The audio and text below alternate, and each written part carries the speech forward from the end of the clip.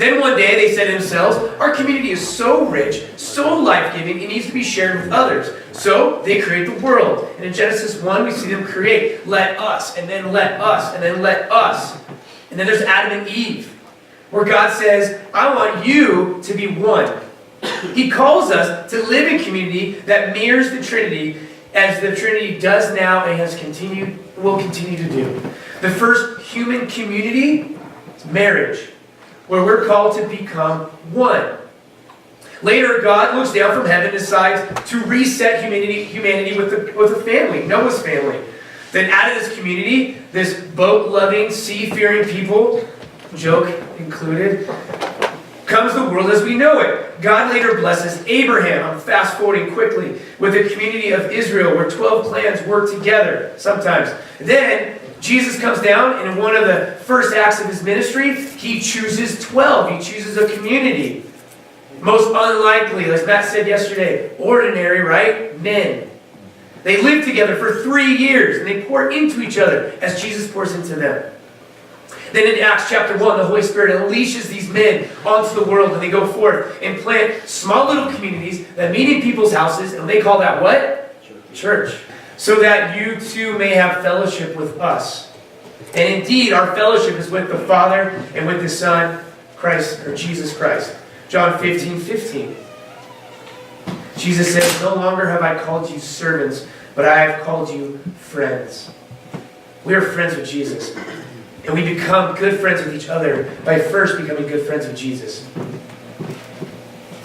So we now know how to be good friends with each other when we're good friends with Jesus first. He is the best and perfect friend. And seeing how he friends us informs us how we can friend each other. It's almost no wonder that most Christian dudes aren't that good about being friends. Mostly because some of these Christian dudes are not that good friends with Jesus. Now, there's an everyday order of things. There's a time and space for your friendship with Jesus. There's a time and space for friendship with one another. If you're taking notes, Jesus is first. Paramount. Math is not my thing. The amens? My son Jordan wants to go to MIT to do math. He's 8. Go with God, my son. He can do miracles. But speaking about math, I help freshmen get organized. I help freshmen take learning and make it their own. And sometimes they talk about their other teachers, and they're talking about one day algebra, PEMDAS, order of operations. Remember PEMDAS? Parentheses, exponents, multiplication, division, adding, subtraction. PEMDAS, right? Here's the interesting thing about PEMDAS. In algebra, if you don't do that correctly, the order of operations, if you do not do the order correctly, you're going to get the wrong answer. Your math might be right. You might multiply correctly, divide correctly. You might add and subtract perfectly. But if it's not done in the right order, the answer is wrong. So Revelation chapter 2, Jesus says to the church of Ephesus, you guys are legit, end quote. Your works are good. Your patience is good. You hate evil. You discern and train the right leaders in a good way. You have the endurance for the good of the gospel. Man, gold stars around. But, there's a big but. Verse 4. But I have this against you. You have abandoned the love you had at first. Their math was good. Their order was wrong. Therefore, they had the wrong answer. Without time with Jesus, hearing him speak to you through his word, we will begin to find it increasingly difficult to be honest with ourselves, and then especially with someone else. Community and gospel friendship is impossible with no honesty. The gospel releases us into authenticity with each other. I don't have an authentic community or communion with my Creator. I ignore the accountability with my Savior. I avoid the word given to me. And then I find myself not just alone, but lonely. The fact is that men don't have deep relationships with Jesus. And we don't have meaningful relationship with Jesus. We can't have deep relationship with each other. And in today's world, it's easy to substitute that relationship with technology. We live in a digital world. We outsource our intimacy, where every day new technology comes out, not unlike the Somebody app, where we can settle for imitation relationships. Now, I'm on this extreme. Technology is not bad, but it's how we use it, and I'm hanging out on the extreme side right now to make a point. There's a research study by MIT professor, MIT, my son's future alma mater, where Sherry Turkle says this: it's the innovation of loneliness. Hydro flask time. The innovation of loneliness.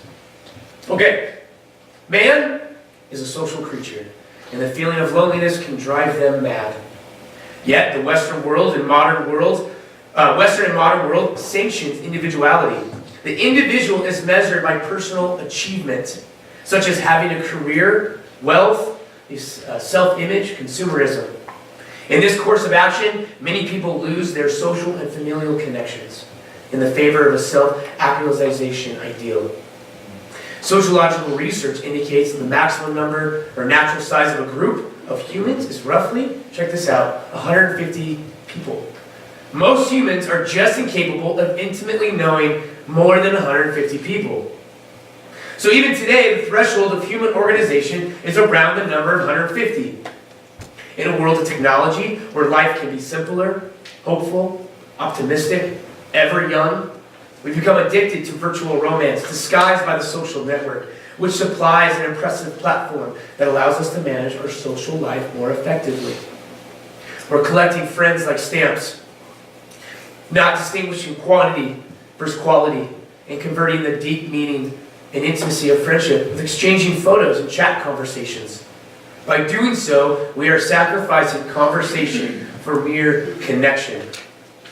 So a paradoxical situation is created in which we claim to have many friends, but we're actually being lonely. Texting, email, posting, all of these things let us present the self as we want it to be. We get to edit, therefore we get to delete. Instead of building true friendships, we're obsessed with endless personal promotion. Investing hours on building our profile, pursuing the obstacle order of words in our next message, choosing the pictures in which we look our best, all of which is meant to serve a desirable image of who we are. We are expecting more from technology and less from each other. We are lonely, but we're afraid of intimacy. We use technology to define ourselves by sharing our thoughts and feelings, even as we're having them. Furthermore, we're faking experiences so that we will have something to share, so we can feel alive. More like, I share, therefore I am. We slip into thinking that always being connected is going to make us feel less alone. But we are at risk of the opposite to be true. It is not able to, if we're not able to be alone, we're only going to know how to be lonely. So gentlemen, we are created for community. Where and how are you connected to the people in your life right now? Are you connecting with people in a genuine way? Or is it mostly through social media, technology, text messaging, Slack? Ooh, hit home, elders.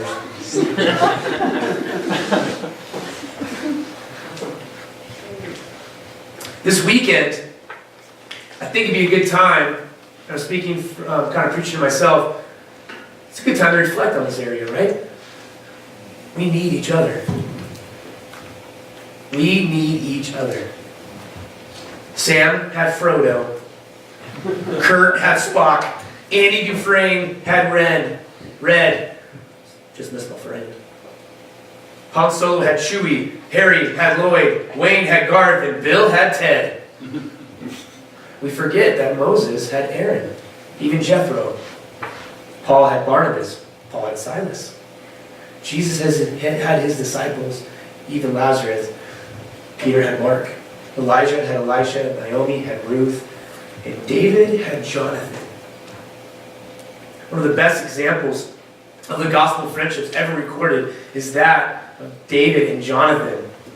Quick background, Old Testament time. Saul is the king. His son, Jonathan, the prince. And they're going to kill some Philistines. Saul's not doing so good, though. In chapter 15, the Lord rejects Saul. Next chapter, 16, the Lord anoints this nobody that's kind of chilling in the woods, throwing rocks and stuff, David. And then David goes and kills this Mount of Man, Goliath, right? If you have your Bibles, turn to 1 Samuel 18, 1 through 5.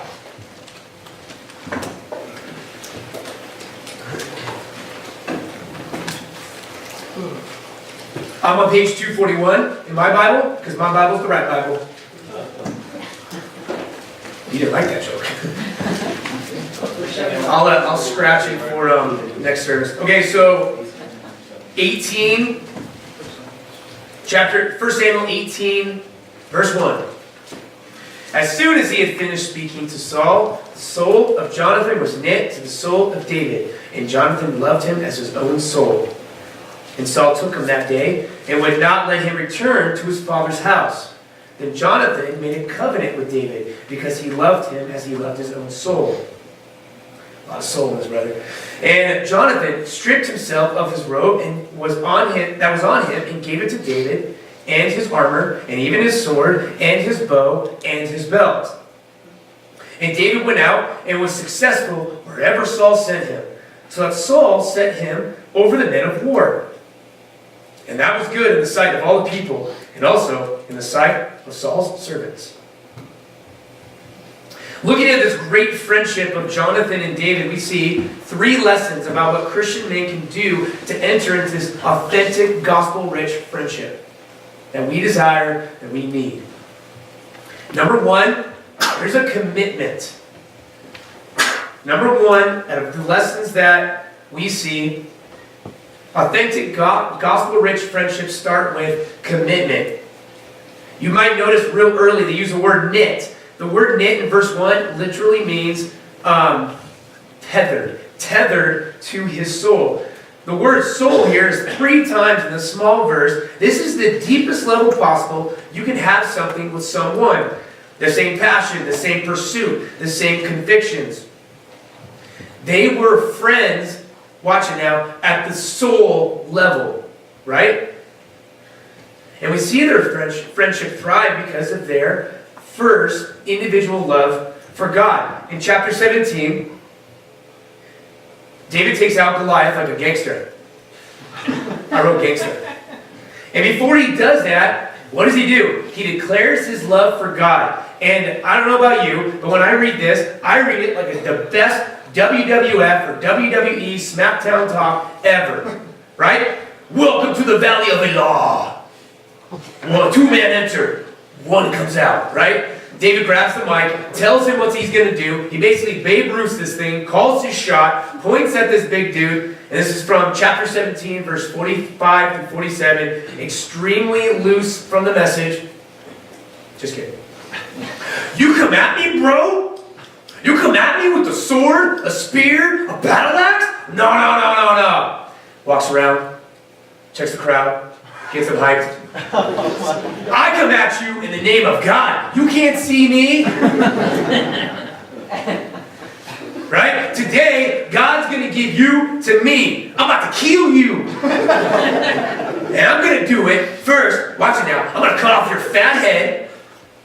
I'm going to put it on a platter. And then I'm going to show your buddies.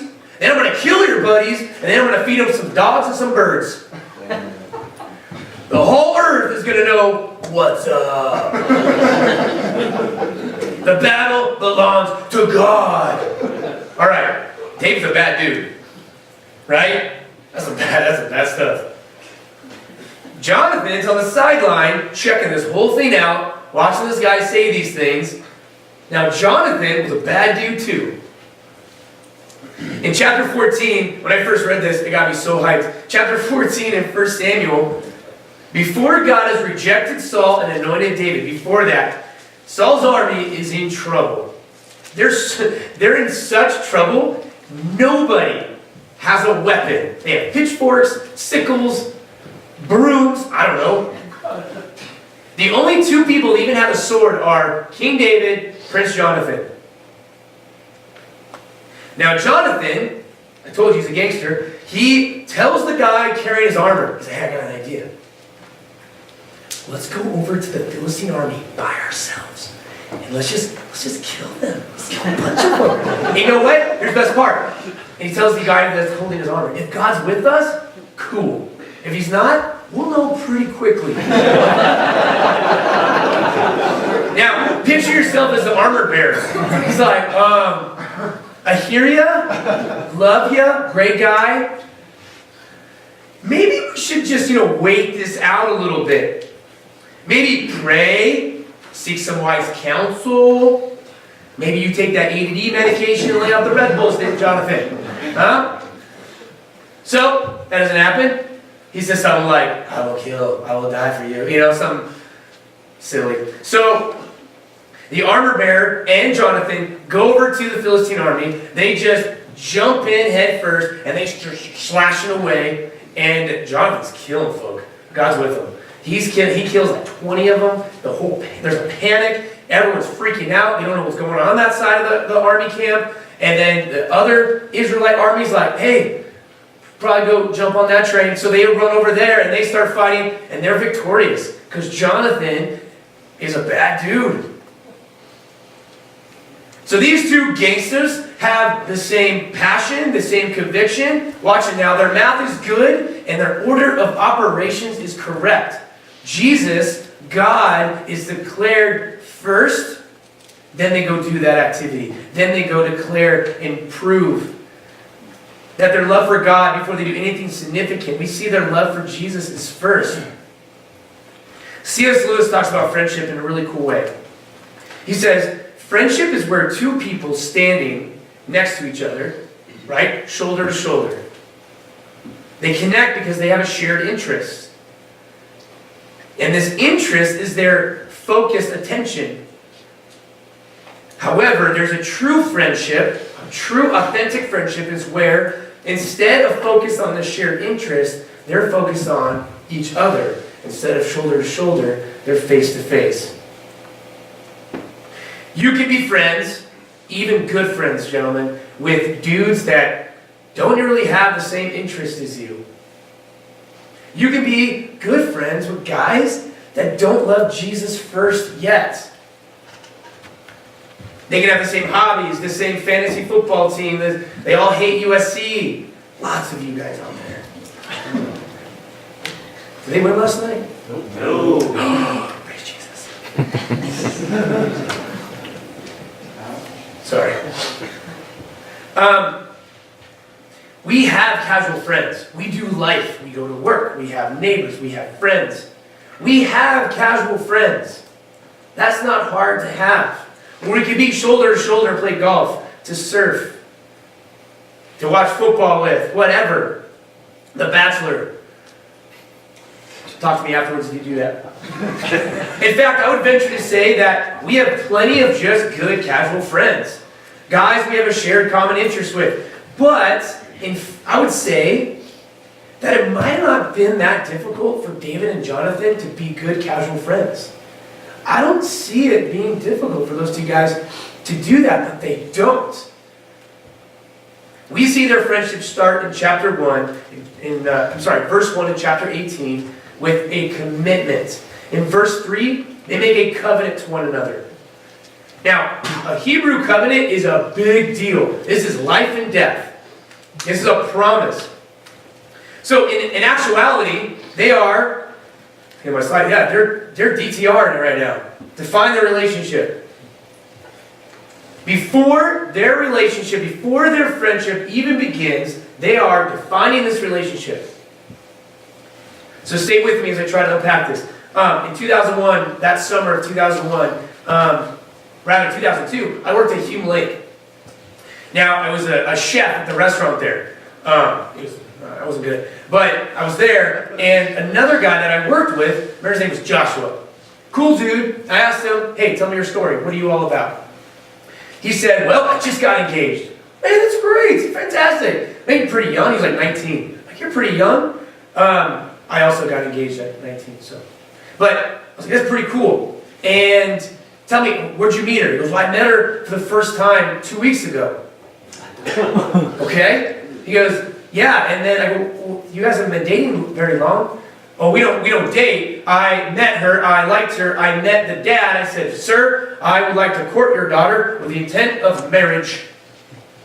I'm like, what's happening? Like, I've never heard anything like this in my entire life.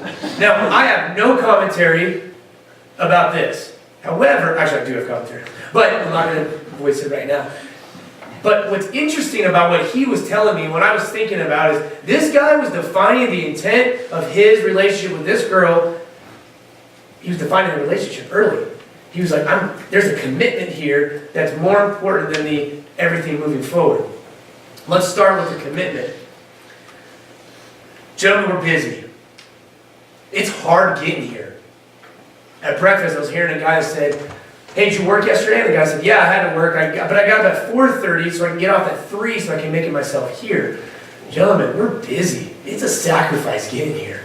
It is not easy for any of you to get here. Yeah? There's some guy in the backside. I'm living with him. I'm 28, live at home, play video games. Millennials. I'm not a millennial. I missed it by a year. Chris, you know I missed it by a year. Oh, never mind. Deal breaker. Afterwards, we can make a commitment. So, and I forgot what I was talking about.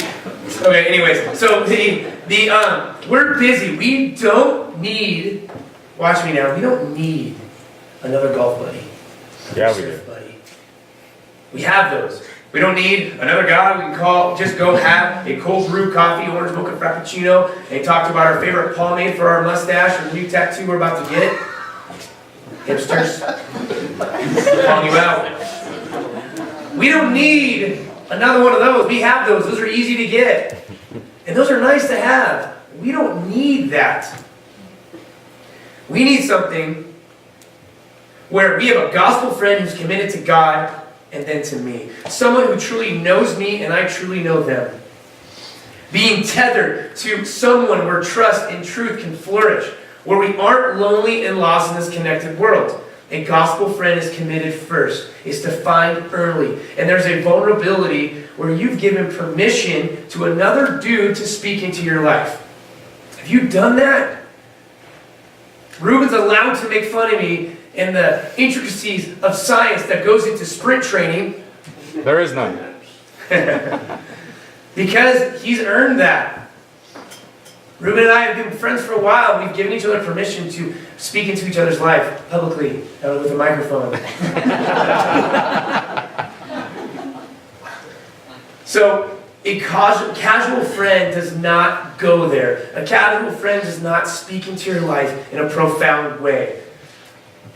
A gospel friend has the ability to challenge you, to encourage you, to affirm you, where you're vulnerable and honest. God created Adam and Eve and they had no clothes. God's almost like saying, if you're going to pull off what the Trinity has going on, there has to be a big sense or a true sense of vulnerability. A gospel friend can say things like this. Hey man, I saw you the other day speak to your wife in kind of a harsh tone. What's going on? Is there anyone in your life that can say something like that to you? Hey, I noticed that your wife and kids came to church. Where were you? We missed you. You need to get there. This isn't in my notes. John Begg, I couldn't find the research, but John Begg sent me and a few other guys a detailed explanation. And the short of it, and I'm going to get the percentages wrong, but just hear the level that these percentages hold. Where if a little kid becomes a Christian first in his family, there's a 3.7% chance his family will become Christians. If the wife or the mom of the family becomes a Christian, I think it was a 32% chance. If the man becomes a Christian in his family and leads, there's a 97% chance that family will follow Jesus. Following that? Hey man, I noticed you've been working a lot. lie. Are you still spending quality time with your kids and your wife? Your priorities set? Are you staying pure? How's your heart? Are you following Jesus? Are you transforming under the gospel? Where's your mind at? Are you lusting after things you shouldn't be lusting after? It's rare but necessary to have a friend like Jonathan. We're not created to do life alone. We need each other. Maybe it's time to DTR a friendship you have right now. Start with that commitment. Okay, secondly, not just there needs to be a commitment, but there needs to be a shared mission. There's a lot of components in this shared mission. Last night we heard from Matt, and Matt talked about the 4 components of a mission of God, the mission He has to call us into each other, together. But out of these 4 components Matt talked about, there's something that's attached to them that we need to focus on, and that's accountability. You're only accountable as you want to be, right? Accountability is one of those parts of our shared mission that we have with each other, and we need to have a shared mission with God. Our job is to keep each other from this catastrophe that's called sin. Specifically in Hebrews 3:13. Exhort one another, not occasionally, not once a week, every so often, every day. While there's still a day, that none of you may be threatened by the deceitfulness of sin. John Piper said this: you are God's appointed means to keep your brother from falling into sin.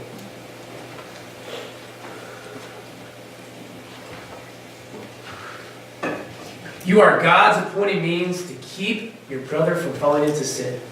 In 1 Samuel 23, you can turn there if you want. 1 Samuel 23. You'll see that David's life's hanging in the balance.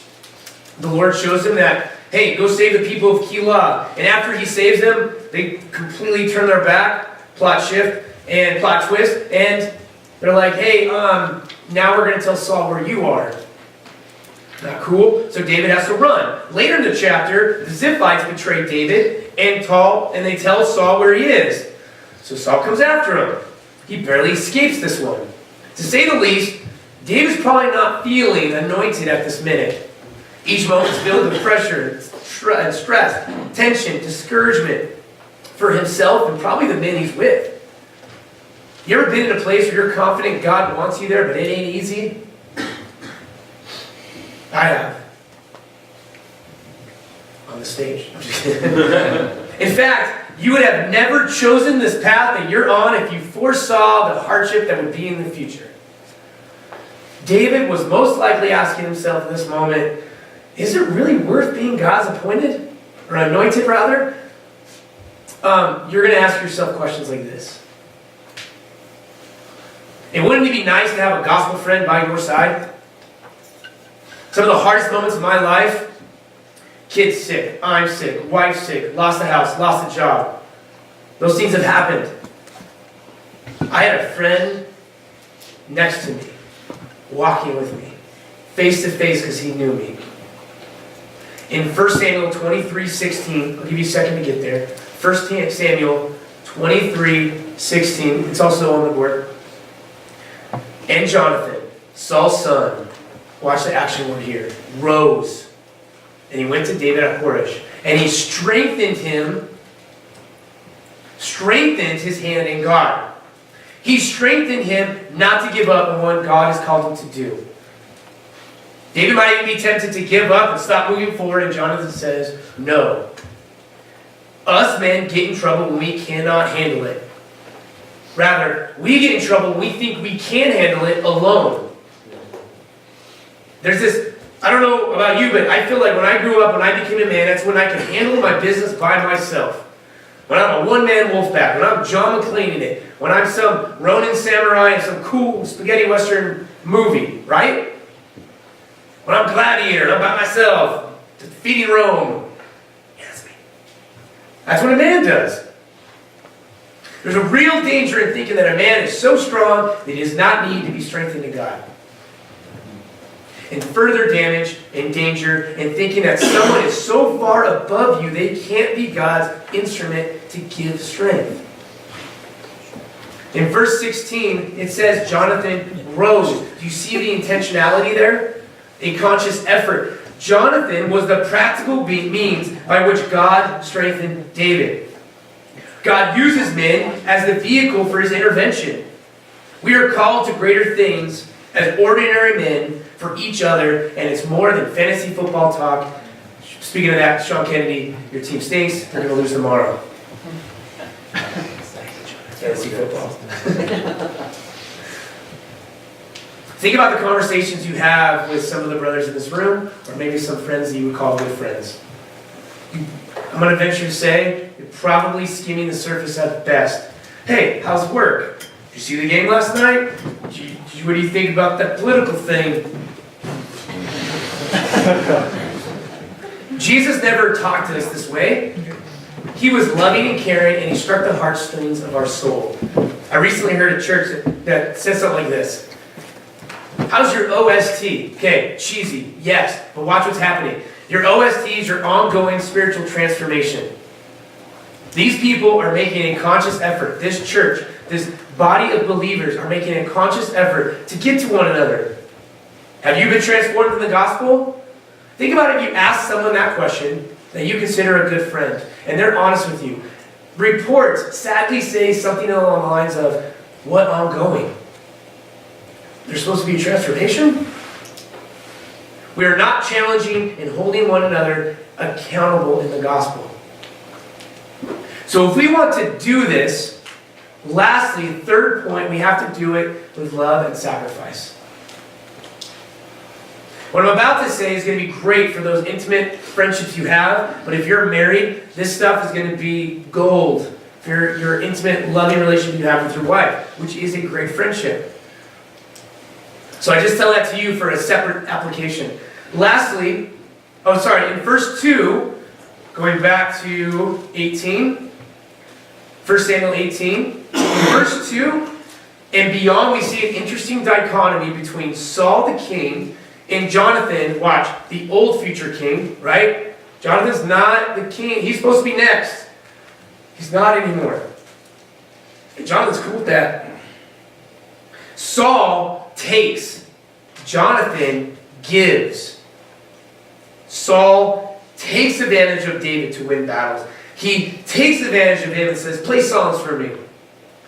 He even takes advantage of David's kindness. Ironically, Saul grows even more jealous when he's taken from David. Saul treats people like commodities. Even his own daughter. Saul gives his daughter to David in marriage, hoping that she'd serve as a distraction so David could be killed by the Philistines. In verse 20, I can't help but read this, and I was looking at some commentaries, and they said something to the fact of, when Saul's daughter, Saul's daughter loved David, and they told Saul together, and this pleased them. It's almost like, we're in love, and I don't care who knows it. And Saul is like, cool. But not cool like you would hope your future father-in-law would think it was cool. Saul thinks, let me give her to him so that she may be a snare for him, and that the hand of the Philistines may be against him. Ugh. Saul takes. Like the innovation of loneliness, research suggests that 21st century Christian friends can be narcissistic. You and I hang out with people like assets. What can they give me? I'm going to hang out with this guy because he can help me grow. I'm going to hang out with this guy because he can help my influence. I'm going to hang out with this guy because he can help me learn, move ahead. There's a common element in all those, and that's the me. Saul looked at David and said, what can he give me? He recognized the man's gifts. And he's like, I'm going to use it for my benefit. And he'd probably justify it saying, maybe I'll do it for the Lord. Friends don't take, they give. Jonathan gave. And now when you give, that requires a sacrifice. And this is a key element in the gospel friendship. It's sacrifice. In verse 3, Jonathan strips himself of his robe and he gives it to David. Symbolically, Jonathan is giving and sacrificing a whole heck of a lot right here. He's supposed to be the next king. Yet Jonathan recognizes that David is the anointed one, not him. So, he takes off his robe, his royalty, and he gives up his career, he gives up his purpose, and he gives it to David. Real friends see what God is doing in you, and they take action by disadvantaging themselves sometimes for your success. How many of you are here because someone else sacrificed for your success? More than any other men's events that I've been a part of, there's been more giving of scholarship money this men's event than the other three combined. I did the math on a Google Doc. The math was right and the order was right. Gospel friends put you in a position to win. Jonathan does this a lot. He goes further by then giving David his armor. He gives his sword. He gives his bow. Even his belt. Jonathan is stripping himself of the things that make him a prince. He's on equal ground with David now. David is a nobody from an outward perspective. Jonathan is like, me too. Together, we are face to face, equal ground. God has blessed me, says Jonathan, so consider yourself blessed, David. Gospel community is about contributing to the part to make the thing a whole. I share it with others. Jonathan does this because he, verse 1, loved David as his own soul. Proverbs 17:17, a friend loves at all times, and a brother is born for adversity.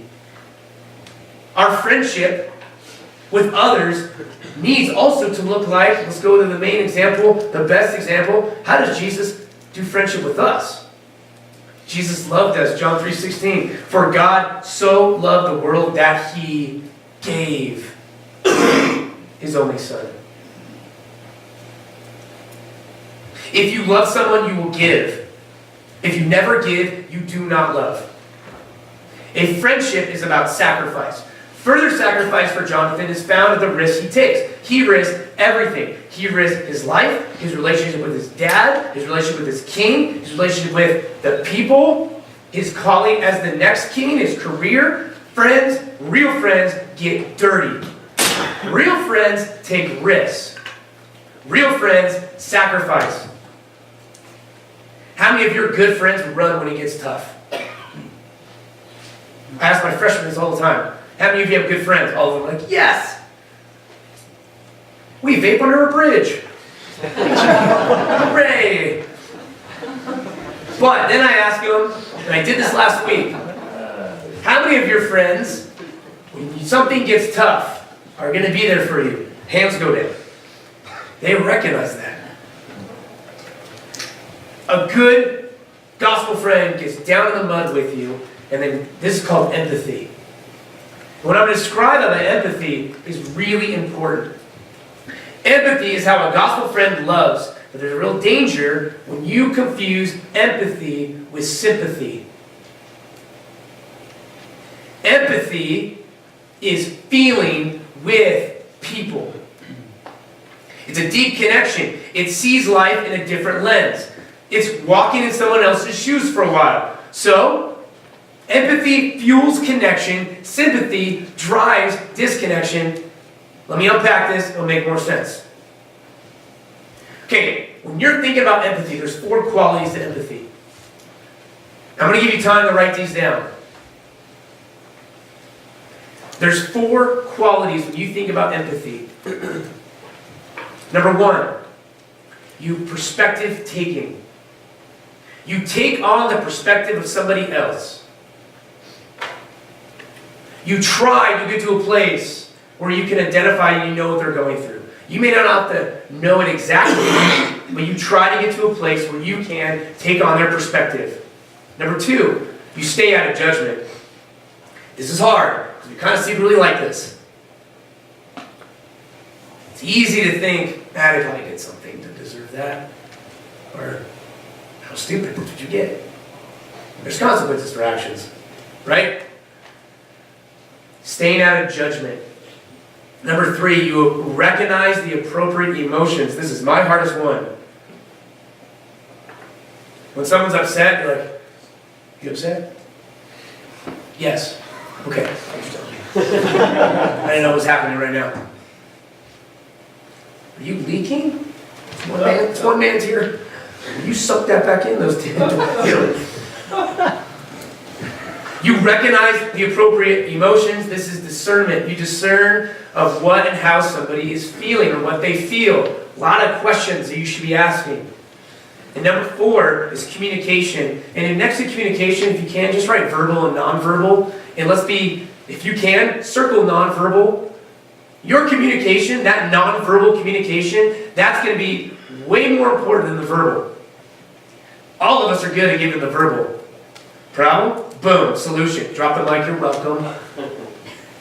But it's the nonverbal, the eye contact, the listening intently, the hug, the arm around the shoulders, getting with them.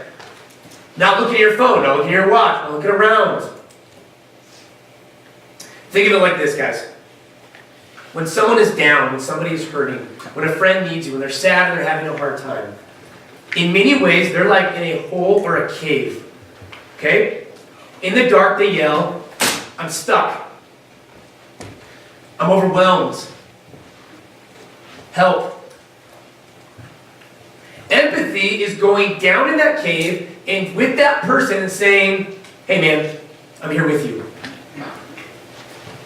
I know what it's like down here. You're not alone. In contrast, watch this, sympathy says, ooh, that sucks. Sorry for you. You look down in that hole and cave, and you do not go down there. I'll minister from up here. I'll love you on top of the cave looking down. Empathy is a choice. Because for me to connect with you, I have to look within myself and find a part of me that knows that feeling. And then I have to choose to go there. That requires sacrifice. Moreover, this is going to be hard to hear. Sympathy says 2 evil words. At least. I didn't get the job.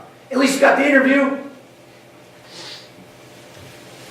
By the way, the next 3 I'm going to say, I heard in church. We just had a miscarriage. At least you know what it's like to get pregnant, or you know you can get pregnant. My wife and I are going to think we're going to get a divorce. At least you know what it's like to be married for a little while. I just got laid off. At least you had a job, or at least severance, right? See, all of us are guilty of this. Someone just shared something incredibly personal, and we hate to see them that way. We do. So, we try to fix it. We try to make it better. We try to put a silver lining around that problem, but it's okay to hurt. It's okay for things not to be okay, because Jesus' sacrifice made it okay. John 11:35, Jesus wept when he saw the destructive nature of sin on those he loved. He loved Lazarus. He was Jesus' friend. Then the next verse is even more powerful. In verse 36, the Jews there say this. When they saw him wept, they say, see how he loved him. Empathy validates feelings. It allows the grieving process to happen. Empathy is accountability and companionship in an all-consuming lonely moment.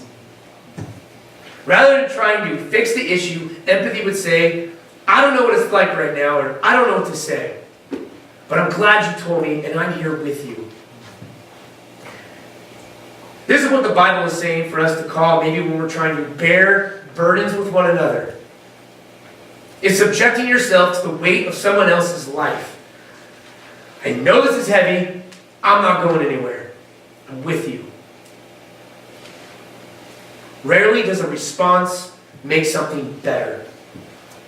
It's the connection that makes it better. Rarely does a response make something better. It's the connection that makes it better. Empathy requires love and requires sacrifice. Authentic gospel friends, they give, they sacrifice, they love because you are loved. John 15:12-13. This is my commandment, that you love one another as I have loved you. Greater love has no one than this, that someone laid down his life for his friends. God is most glorified in us. We're most satisfied in him. Piper says this: if you're a Christian, you are united to Christ in a mutual bond with other Christians. You're therefore a profound, eternal relationship of love with all believers. Your calling, therefore, is to be a Jonathan in all those relationships. The relationship that I described can happen through Facebook, through text messaging, through email, through the Somebody app. We're settling for imitation community. The Somebody app is a picture of outsourcing our community to fit our needs and our desires with the lack of intimacy that you were created for. We need each other. The more you commit, the more you'll be complete. The more you sacrifice, the more you'll find contentment. So how can you commit to Jesus first and more and better? Who in your life right now can you commit more to? Maybe define a DTR. Who are you taking from when you should be giving more, and where and to whom do you need to sacrifice to build an authentic gospel friendship? We need each other, and it's up to us to commit, to share the mission, and to love and sacrifice. Let's pray.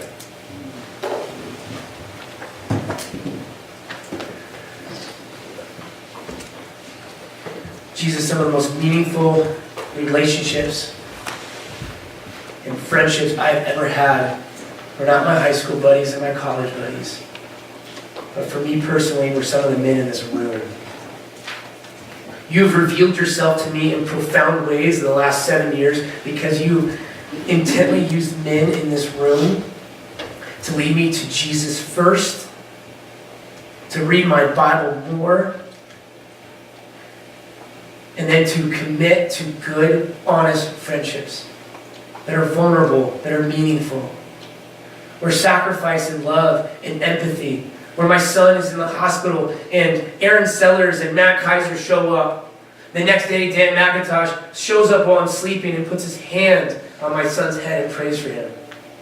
Or I'm in the hospital for freak reasons and Sean Kennedy shows up. Josh Shale shows up. John Beck shows up with a greasy hamburger. These are gospel friends. I pray for the men in this room that something that was said, that your Holy Spirit would stir inside them a sense of conviction, a sense of accountability, that they can be real, that they can go out and they can find a David where they can be Jonathan. May it start there first, Jesus. Jesus, we are grateful that you are our friend. May our friendship is not taken for granted. We're so grateful for your sacrifice, for your love, for your continued empathy, for your commitment to us. And we pray that we may go forth and be the gospel and to be Jonathans to others. Amen.